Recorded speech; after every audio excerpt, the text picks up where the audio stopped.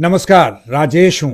Radio गूंज पर आपका स्वागत है। यह कार्यक्रम ऑल इंडिया रेडियो से और रेडियो गूंज से लोगों के बीच जाता है। बहुत ही इंपॉर्टेंट कार्यक्रम है ममता का आंचल।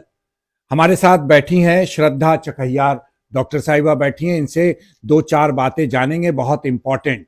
बांझपन, जी हां, इनफर्टिलिटी, बच्चा नहीं होना, इस विषय पर बातचीत करेंगे। छोटी सी बातचीत है, आपके लिए लाभदायक होगी। डॉक्टर साहिबा, सबसे पहले आपका स्वागत है। Thank you. डॉक्टर साहब, बांझपन क्या है, पहले ये हमारे लोगों को बताएं। बांझपन यानी कि इनफर्टिलिटी, ये वो बीमारी है जिसमें एक कपल या दंपति को बच्चा नहीं ठहरता है या ठहरने में दिक्कत होता है। जी, मैं बता दूं कि विश्व में हर 7 में से एक कपल वैसे होते हैं जिनके घर में किलकारी नहीं पूछती। जी जी जी, यानी कि उन्हें समाज बाज कहता है। जी। तो बांझपन उसे कहते हैं, यानी कि बच्चा ठहरने में दिक्कत होना या बच्चा नहीं होना। बच्चा नहीं होना या बच्चा ठहरने में दिक्कत होना, लेकिन हर माँ का सपना होता है कि उसके गोद में एक बच्चा हो, बिल्कुल, है ना। हर घर में बच्चे की किलकारी गूंजे। बिल्कुल। हाँ, तो एक बात हम यहाँ जानना चाहते हैं कि क्या हर औरत जिसको बच्चा नहीं होता है वो बांझ है? बिल्कुल नहीं, बिल्कुल नहीं। ये बहुत इंपॉर्टेंट क्वेश्चन है। जी। Thank you Rajesh ji. ऐसा कुछ नहीं है। हर वो कपल जिनको बच्चा नहीं ठहरता है, उनके लिए उन्हें कम से कम इलाज तो कराना चाहिए, और इलाज सही जगह कराना चाहिए। इलाज एक इनफर्टिलिटी स्पेशलिस्ट से कराना चाहिए, क्योंकि आप अगर किसी क्वैक या किसी और से कराते हैं तो वो जिंदगी भर आपको घुमा देंगे। जी जी लेकिन कुछ नहीं होगा, कोई रिजल्ट नहीं मिलेगा, और आप जहां थे आप वहीं रह जाएंगे। जी जी जी। आपका दुख वहीं का वहीं रह जाएगा। हम्म। तो आप सही जगह आप समझिए, आपको कहाँ जाना चाहिए, क्या क्या इलाज कराना चाहिए। इलाज से पहले जांच है, क्योंकि जब तक जांच नहीं होगा तब तक पता कैसे चलेगा? बीमारी हाँ, क्या सही है, बात, कैसे पता सही चलेगा। बात। और जब जांच के बाद बीमारी पता चलेगा तो आपके लिए बहुत सारे ट्रीटमेंट्स हैं। अगर वो बीमारी ठीक होने लायक हो तो उसको ठीक किया जाएगा, तो फिर आपको अपने से भी बच्चे ठहर सकते हैं कुछ दवाई की मदद से। नहीं तो फिर आईयूआई हो सकता है, नहीं तो फिर आईवीएफ हो सकता है। आज की तारीख में आईवीएफ के बोर्ड बहुत दिखाई देते हैं, तो कहाँ जाना चाहिए ऐसे दंपति को? ये बहुत बड़ा सवाल है ना। कैसे पहचाने कि हाँ, यहाँ जाऊंगा तो मेरा इलाज अच्छे से हो जाएगा, एक डॉक्टर होने के नाते। और श्रद्धा, आईवीएफ के साथ आप जुड़ी हैं, ऐसी स्थिति में आप क्या कहना चाहिएगा? क्या बेसिक क्या चीजें हैं? देखिए, गवर्नमेंट ने कुछ स्टैंडर्ड्स, पहले तो आईवीएफ बहुत लोग खोलते थे जो स्टैंडर्ड और नॉर्म्स को नहीं फॉलो करते। जी जी जी। तो आईवीएफ और गवर्नमेंट का जो स्टैंडर्ड और नॉर्म्स है बहुत सही है, क्योंकि आईवीएफ में सबसे इम्पोर्टेंट जो होता है वो एम्ब्रियोलॉजी लैब होता है। जी जी जी। और वो लैब एक मंदिर की तरह होता है, क्योंकि वहां बच्चे का क्रिएशन होता है। जो पूरा प्रक्रिया होता है आईवीएफ में, उसमें हम लोग माता के, एक औरत के शरीर से अंडे निकालते हैं जी, और हस्बैंड के शरीर से हीरा निकाल के दोनों को मिला के एक छोटा छोटा एम्ब्रियो यानी कि बच्चा बनाते हैं।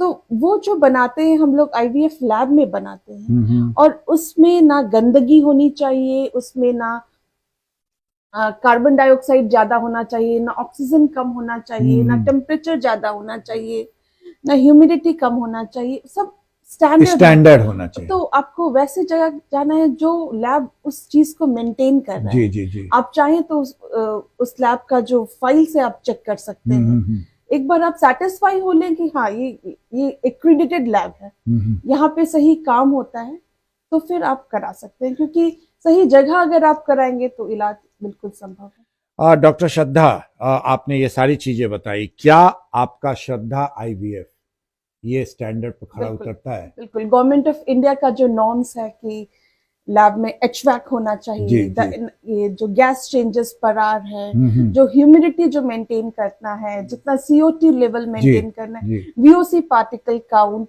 वो हम हर दिन मेंटेन करते हैं। हर दिन लैब क्लीन होता है उस डिटर्जेंट से, उस सॉल्यूशन से जिससे धोना, जिससे साफ करना, ये नहीं कि किसी भी चीज से। जी जी। और जिस चीज से साफ होता है वो भी चीज स्टरलाइज होता है। जो भी, एक तो उस लैब में लोगों का घुसना रिस्ट्रिक्टेड है, जो भी घुसते हैं प्रॉपरली स्टरलाइज होते हैं, अपना ड्रेस चेंज करते हैं, जो लैब का जो कपड़ा है वो पहनते हैं, तब फिर जाते हैं, ताकि लैब में कोई भी बाहर का कीटाणु अंदर ना आए और उस लैब का बेस्ट रिजल्ट। एक बात बताइए, लंबे समय से आप जुड़ी हुई हैं, हाँ? कितना चेंजेज आया है, लोग कितना भरोसा करने लगे हैं इस टेक्नोलॉजी पर? देखिए, आईवीएफ तो शुरू हुआ था आज से करीब 35 साल पहले। हाँ। जिन जिन महिला का आईवीएफ हुआ था, अच्छी बात है कि उनको भी एक बेटी हो गई और अच्छा। वो नॉर्मल तरीके से हुई है, उसको आईवीएफ हाँ, का हाँ, जरूरत नहीं पड़ा। हाँ। तो लेकिन उस समय रिजल्ट बहुत पुअर था जी। रिजल्ट इम्प्रूव कर रहा है, रिसर्च चल रहा है कि और बेटर रिजल्ट कैसे हो सकता है, लेकिन डेफिनेटली रिजल्ट तो इम्प्रूव हो रहा है। हर 100 में अगर 100% में 40 to 70% रिजल्ट हो रहा है। चलते चलते एक सवाल छोटे में आंसर चाहेंगे कि क्या कारण देखती हैं आप? पहले के जमाने में उतना नहीं सुना जाता था, लेकिन आज जैसे जैसे टेक्नोलॉजी बढ़ रही है, समस्याएं भी बढ़ रही हैं। क्या कारण है? इनफर्टिलिटी। हाँ जी जी। एक सबसे पहले तो लाइफस्टाइल अच्छा। हमारा लाइफस्टाइल खराब होता जा रहा है, चाहे वो शहर हो चाहे गांव हो। लोगों को काम करने की आदत कम हो गई है, वो एक्सरसाइज कम करते हैं, ज्यादा मशीन में काम करते हैं। पहले लोग सिलौट पे मसाला जी पीसते जी जी, थे, हाँ हाँ अब बिल्कुल। वो लोग मिक्सर में, ग्राइंडर, हाँ, मिक्सर ग्राइंडर, हाँ। वॉशिंग मशीन, ये वो यूज जी करते जी हैं, जी। जिसके कारण जो शरीर का एक्टिविटी कम हो गया है। फास्ट फूड खाने का कल्चर हो गया है, पॉल्यूशन हो गया है। आजकल के यंगस्टर्स में सिगरेट स्मोकिंग, फिर शराब, वाइन, हाँ, वाइन, हाँ। ये सब काफी कॉमन हो गया है। फिर जो दूसरा है कि शादी तो हो, एक तो शादी नहीं करेंगे, शादी करेंगे तो बच्चे लेट से प्लान करेंगे। सही सही सही।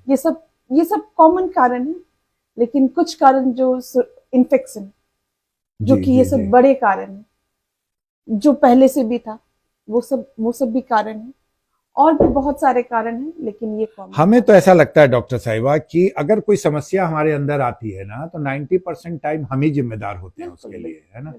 बहरहाल इनफर्टिलिटी कोई समस्या नहीं है, इलाज से संभव है। आपके घर किलकारियां गूंजेंगी।